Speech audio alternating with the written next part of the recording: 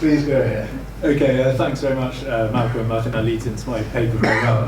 Can everyone hear me okay? Yeah. Okay, great. If I do quieten down, just shout at the back and I'll try and speak up. Okay, so my paper is based on a project that I'm undertaking at the moment as a Levantine fellow called Managing Otherness, Papal Permissions to Trade with the Infidel, mostly in the 14th century. So I'm aware that my research is probably slightly earlier than most of the papers here, but hopefully I'll be able to show some interesting parallels. And really what my paper will do is provide an overview of some of my preliminary findings and ideas, which I think fit the theme of connections between the Levant and Europe, especially in the context of shipping, trade, and networks of people. Okay, so as I said before, I'm talking about the Eastern Mediterranean in the later Middle Ages. So why in particular am I focusing on that period? Well, there's a few reasons. I suppose the most important of which is that in this period from, say, the end of the 13th to the 15th century, the Eastern Med experiences a very dramatic political and sort of religious transformation in terms of its history, especially from the point of view of Latin Europe. So first of all, you have the expansion of the Mamluk Empire in the southeastern Mediterranean and the eradication of the Crusader states in 1291. And then further north, at a similar time, really at the end of the 13th and beginning of the 14th century, you have the emergence of the Turkish Anatolian beyliks in Anatolia, amongst whom are the Ottomans, who come to dominate that region and expand into Europe and into the Balkans. The Latin sort of principalities and states survive in some areas, so some of the Greek islands are ruled by the Genoese and the Venetians, Crete, Negroponte, Chios, Lesbos, etc. Cyprus is still under Latin control and so forth. However, it's really a period where there's this sort of domination of two great Islamic empires, the Ottomans and then also the Mamluks further south. Because I'm looking at the papal sort of take on all this, something that comes across in what I research a lot is how the papacy tried to limit the expansion of these two empires. And they do this in two sort of main sort of means. First of all, preaching of crusades, so crusades against the Mamluks in order to recover Jerusalem. These never actually sort of achieve anything. But also crusades against the Ottomans to try and limit their expansion into the Balkans and Central Europe, which have limited success. However, there's another sort of side to the papal sort of arsenal, as you will, in terms of its sort of preservation of Latin Christendom in the Mediterranean. And this is through an embargo on trade with the Muslim world. And this papal trade embargo is first promulgated in the 1170s at the Third Lateran Council by Pope Alexander III. And this sort of persists really throughout the medieval period, and it changes slightly and evolves. And by the 14th century and the 15th century, so the period that I'm looking at, it's really just a ban on all trade and all contact really with the Muslim world. And if you're caught doing this, you can have your goods confiscated, you'll be excommunicated, and so forth. So it's quite an important tool from the papal perspective. And if you're caught breaking it, it can have quite dire consequences from the point of view of the merchant. However, in contradiction to the sort of papal side of things, the later medieval period also sees the rapid rise and expansion of Latin mercantile dominance and power in the Mediterranean region, especially Genoese and Venetians, also Provençals, Catalans, other groups as well. And these set up trading outposts and colonies across the Mediterranean, especially in the Levant, as we all know. And this is really facilitated by the access that these merchants get to Eastern markets through the Silk Roads and other routes as well. So this causes a slight problem for the papacy. On the one hand, the merchant republics of the Latin world hold most of the sort of remaining Latin Christian territories in the Eastern Mediterranean, and they're also the ones with the naval sort of power to resist the Mamluks and the Ottomans. However, they need to secure trade with those very same people to prosper. So you have this sort of inherent contradiction from the point of view of the papacy. And this means that in the later Middle Ages, you witness a wholesale re-evaluation of what was considered to be illicit and licit in terms of commerce and contact with the Islamic world. as both the papacy and also the Latin merchants began to manipulate Levantine trade in order to fill their own commercial and ideological goals in the Mediterranean. The popes do this mainly through the granting of exemptions to the papal embargo on trade in the Islamic world. These are really the focus of my project. They come in two forms. First of all, you have trade licenses, which are basically permissions to trade in the Islamic world, which the popes grant to certain merchants, and they're found in the Vatican registers of petitions. And then also, on the other hand, you have absolutions from the Papal Penitentiary, which basically absolved merchants from the punishment, so from the excommunication that they may have received for committing this illegal trade. And these sources remain largely unpublished, and have therefore received comparatively little attention from historians of medieval Mediterranean commerce, partly because they really fall between the gap of papal history and economic history. They're sort of neither one thing nor the other. For example, the papal archives have not really been utilised by historians of medieval trade in quite the same manner as, say, the archives of the great merchant republics of Venice and Genoa, just to give one example.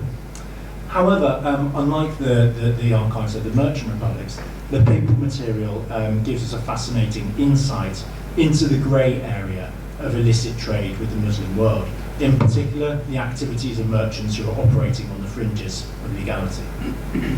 Okay, so these sources shed a great deal of light on the different commodities that were traded by Latin merchants in the Islamic world.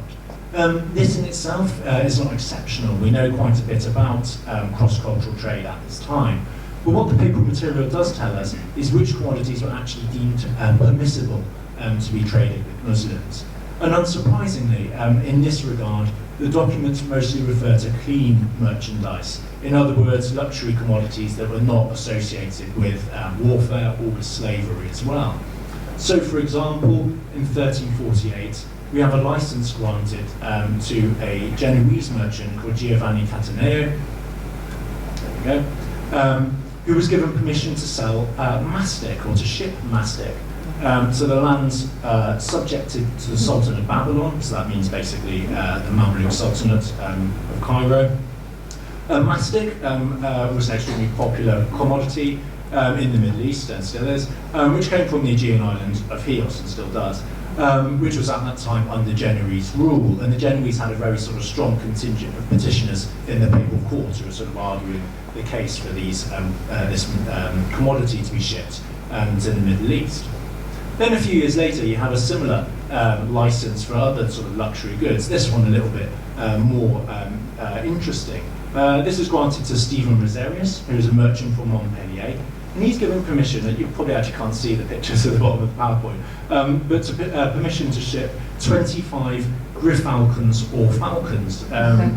Gyrfalcos or falcones is the Latin. So these are birds of prey, and the gyrfalcons in particular are taken from Arctic regions. So these are Arctic birds of prey which have been shipped through Europe and then across the Mediterranean to Mamluk Egypt. And as such, they're extremely expensive, and it's thought that they cost about as much of a good horse. So this man has got permission to ship 25 of these birds to Egypt, and the Sultan, as all Mamluk sultans did, had a great passion for hunting birds at the time, and because of the value of the gyrfalcons in particular, they could have well been destined for his court. Now to move on to the next century and the documents from the Papal Penitentiary. These don't talk so much about permitted merchandise as such, but they nevertheless provide some interesting and I think quite amusing examples of the sorts of things people were trading and the excuses that they used to try and be absolved from the papal punishment. So, for example, in 1457, we read of a merchant called Bernardo Constantine from Mallorca, who sold to the infidels, that's the word in the register, it probably means the Mamluks, 3 pairs of old thistles to help clean wool. And Bernardo's testimony also mentions that his wife and his mother-in-law had agreed to this violation. In another register, we find the records of a cleric from Seville who had given fishing equipment and sheep shears freely and willingly, sponte et levere, to a Muslim. A similar example comes from an individual called Octavian Attoni, and his documents on the PowerPoint, from Genoa, who made a petition at the penitentiary because he feared excommunication for sending a ship carrying merchandise and cheese, I don't know why cheese, but anyway, that's what he's shipping, cassis, to infidel lands at the request of his friends. And when Octavian explained that he had gained no profit, nec commodum, from this merchandise, he was granted absolution from the excommunication by the penitentiary. He probably paid him as well, but that doesn't show up on the, in the registers. And then finally, we have an interesting example of a clockmaker from Bergamo called Francesco, who admitted to selling metal to the Turks. And this was a serious crime, considering that metal was classed as a war material.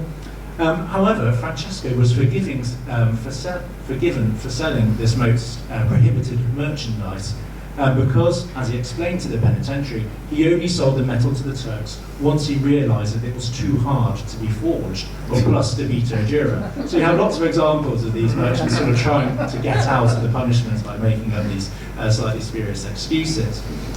The next point I'd like to highlight is the usefulness of these documents in disclosing the identities of merchants, as well as their agents working in the Papal Curia, who really form the connection between Western Europe and the Levant at this time.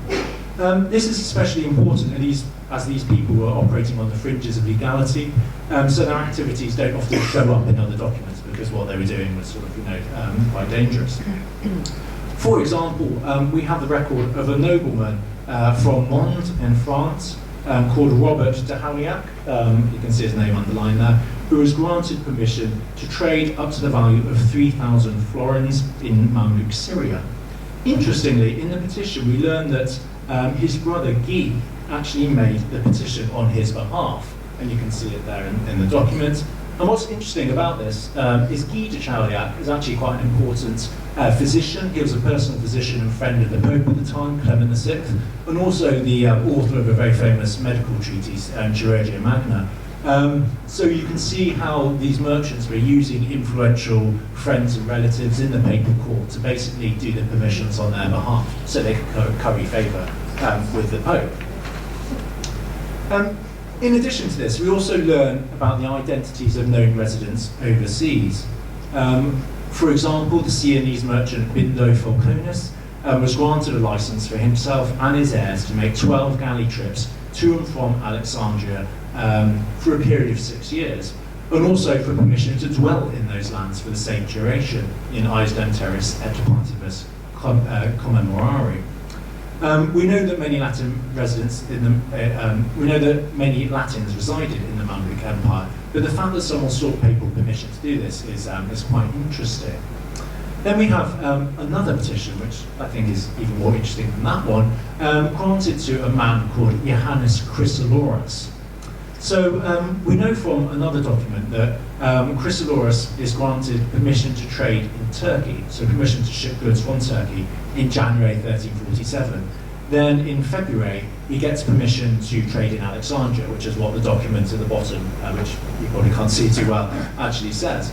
What's interesting about this document is it has his name, Johannes Chrysoloras, then after it, it says that he is the Logitatus tu Stratioticus in Latin, but this is a Greek word, and it means that basically he is the logothete of the military working for the Byzantine emperor. And we know from his name, Chrysoloras, his Greek name, they're quite a prominent Byzantine family, especially in the 15th century.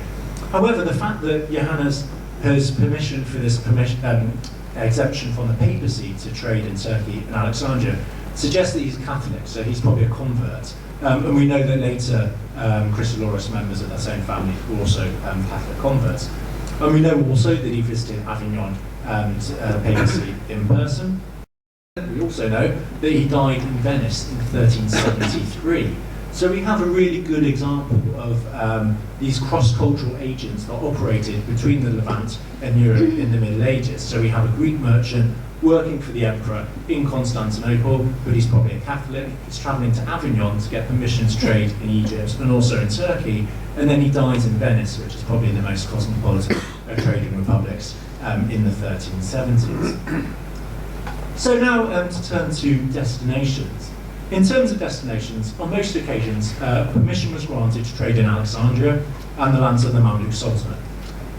However, on some occasions, we see other Muslim lands, especially Turkey, called Turkey in the documents, being specifically forbidden.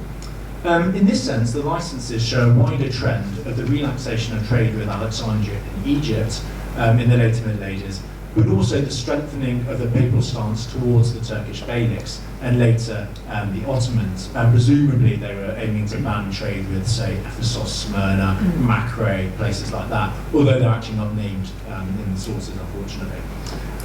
This is especially the case during the Crusade of Smyrna, launched against the Turkish beylik of Aydin in the mid-14th century, where we see many examples of the papacy using these trade licenses in order to finance the crusade. So they're giving people permission to trade in Egypt so that they can fund the crusade against the Turks.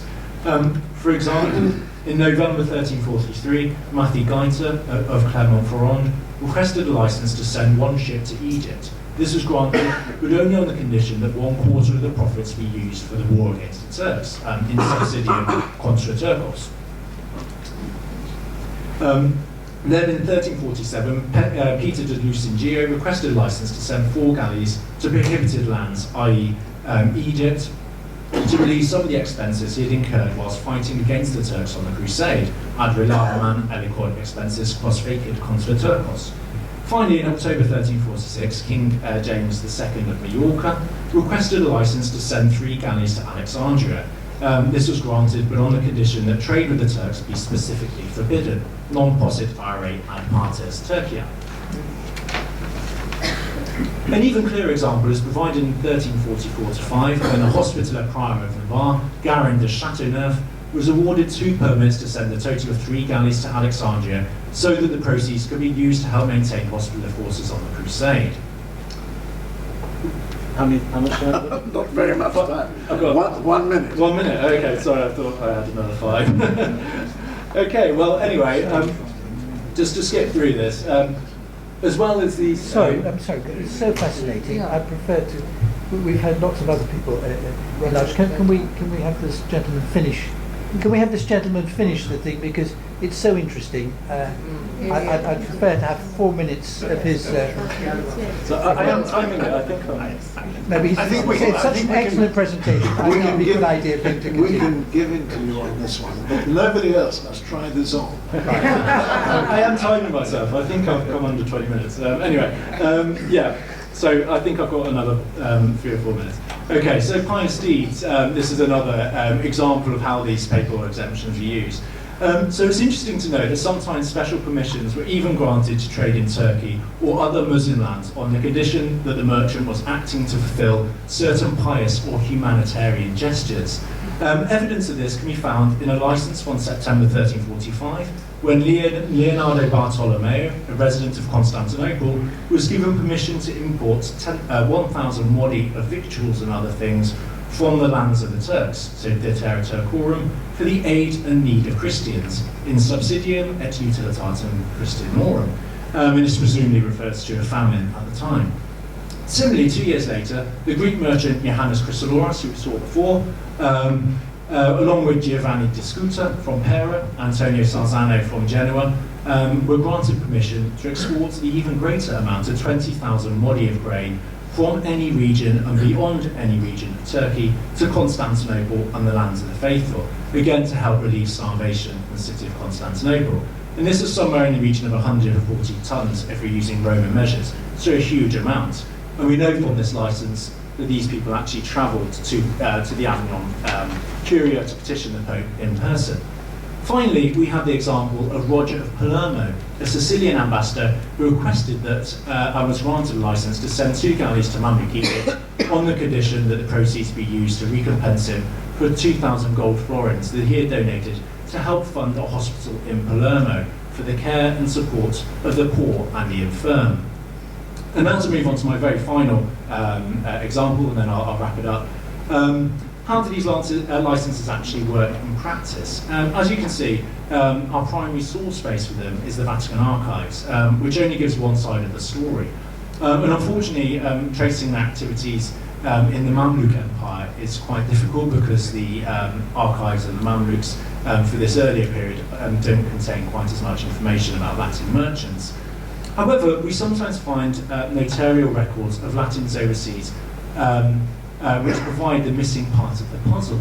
For example, the records of a notary called Domenico Adona from Genoa attest to a commercial voyage from Damascus to Genoa, in which an agent of one of the licenses we saw earlier, Matthew Gaita of Clermont-Ferrand, was loading cargo onto a ship called the Sanctus Jacobus in Beirut. So here we have one of the few examples of licensed trade in practice, and from the combination of the Vatican and the Genoese material, we can piece together the voyage. So this merchant is in Avignon in 1343, gets permission to trade in Alexandria so that the money can be used for the crusade against the Turks. 6 months later, his proctor or his agent is in Beirut and in Damascus, loading goods onto a ship on his behalf. Then the ship reaches Messina and then goes on to Aigues-Mortes and on to Genoa in the following spring. And this voyage was probably typical of the kind of voyages that were taking place at this time.